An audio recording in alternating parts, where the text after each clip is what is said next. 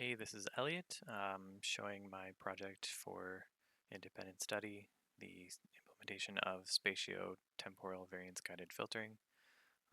So I'll just fire this up first so we can take a look. I just have one object directly lit and it's rotating. It's an area light. There's no object under it for shadows. I guess I could add that, but hopefully you can see. So you can see some of the details like the scales. Some of the finer features actually do get a little bit blurred by the final pass of temporal anti-aliasing that we have. I can turn that off real quick just to show it.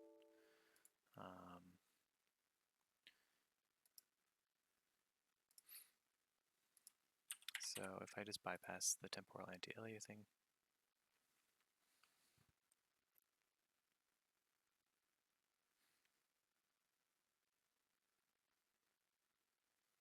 so you can see there it's a little bit sharper in some of these features, but you do kind of get like a little bit of a waving effect on the smooth areas, and in this small detail areas you really see a lot of kind of glittering.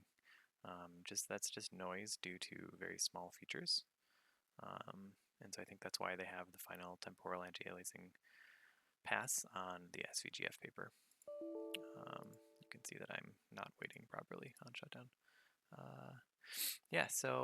There's three major steps to what I'm doing here. The first is this accumulate shader. This is not a cheap shader. And they describe this in the paper a little bit, and I go through it as well. But basically, we need to temporally accumulate between frames the information on color and variance.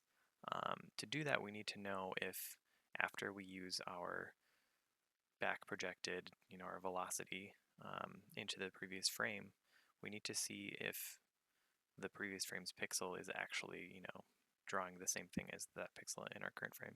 So to do that, we basically do this bilinear test, and we're testing depth and normal. So if we take a pixel in the current frame, walk back to where it was in the previous frame, and it's got a different depth or a different normal in all four of those surrounding areas, then we're basically going to reject that and start our history over. So if we have enough history, so if we have at least 4 frames of history where that test passed, then we are going to integrate the moments, the variance, the color.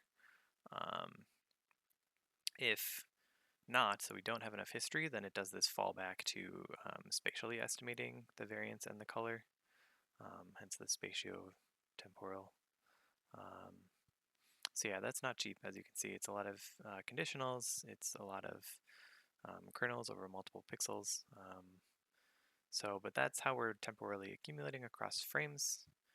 And then that's input to the filter. So this filter shader is actually run, in our case, 3 times. I run it each time with a higher value. There it is for the kernel index. And the kernel index goes 1 to 4. And that's how spread out your decimated wavelet filter is going to be. So at 1, you have no holes in your filter, it's just a Gaussian filter. At 2, you have 1 hole, and at 4, you have 2 holes between everything. Yeah, that's going to determine how big of a spread you're getting on your kind of basic blur effect. And then this is also the shader where we're going to apply all the sophisticated weights that we've been calculating. Yeah, you can see, so the weight that's based on depth, the weight that's based on the luminance, which also incorporates variance, and then the weight that incorporates the normals. And so then, yeah, we're going to be summing up. The sum and the k are for the actual output calculation. Square sum and square k are so that we can calculate the variance that we need to propagate to the next iteration of this filter. And then the anti-aliasing pass is just the final temporal anti-aliasing. And so this is not using all that sophisticated information we have except for the velocity buffer. I actually wired depth into this, but we don't end up using it because as specified, temporal anti-aliasing generally just uses the color. And so there's some clipping or guiding filter techniques for temporal anti-aliasing that just use the color, and that's what we're doing here. This is the thing taken from Marco Salvi's talk, where we're just clamping basically